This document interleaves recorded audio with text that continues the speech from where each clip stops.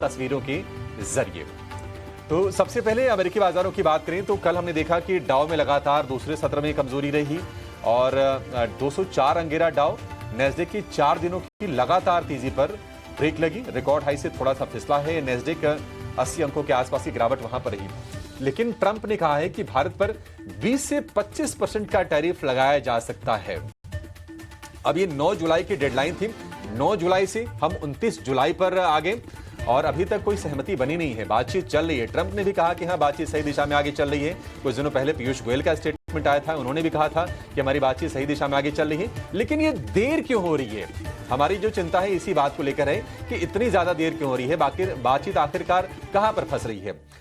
ये तो पता है सबको कि नहीं, जेनेटिकली मॉडिफाइड सीड्स, इसके अलावा एग्री प्रोडक्ट्स, इसके अलावा डेयरी प्रोडक्ट्स, इनको लेकर कहीं ना कहीं तनातनी है। देखते हैं कि आगे क्या कुछ निकल के आता है। लेकिन सेंटिमेंट थोड़े से नेगेटिव जरूर हैं ट्रंप के स्टेटमेंट के चलते।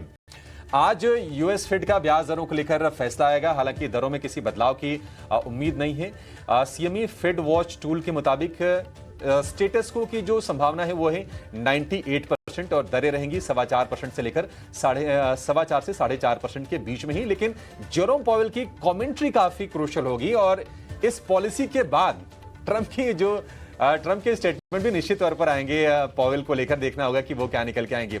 लेकिन क्रूड इस बीच $72 के ऊपर निकल गया है क्योंकि ट्रंप ने रूस पर कुछ सैंक्शंस और कुछ टैरिफ बढ़ाने की बातचीत की है। अगर वो अगले 10 दिन में यूक्रेन के साथ युद्ध को नहीं रोकते हैं तो क्रूड में स्पाइक आए हैं। $72 के ऊपर भाव निकल गए हैं।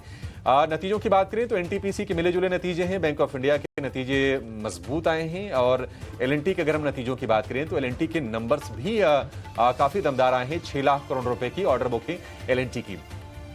लेकिन अगर हम कमजोर नतीजों की बात करें तो उसमें स्टार हेल्थ कमजोर नतीजे आए हैं।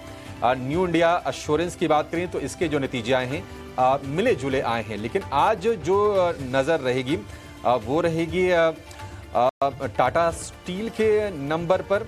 इसके अलावा हम देखेंगे पावर ग्रिड के नंबर आएंगे और बाकी एफएनओ में 9 नतीजे हैं। PNB, IGL, KPIT Tech, InterGlobe Aviation हो गया। 9 नंबर्स आएंगे एफएनओ के। तो इस पर हमारा पूरा का पूरा फोकस बना रहेगा। अभिषेक, मानसी बहुत बिजी हो जाएंगे आप। ग्लोबल क्यूज आ रहा है।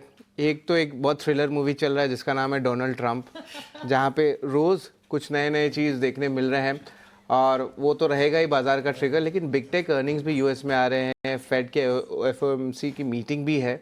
इतने सारे ग्लोबल क्यूज आप ट्रैक कर रहे हैं, बताएं क्या एक्चुअली होने वाला है, क्या इम्पैक्ट एनालिसिस का जरा बताएं। बिल्कुल।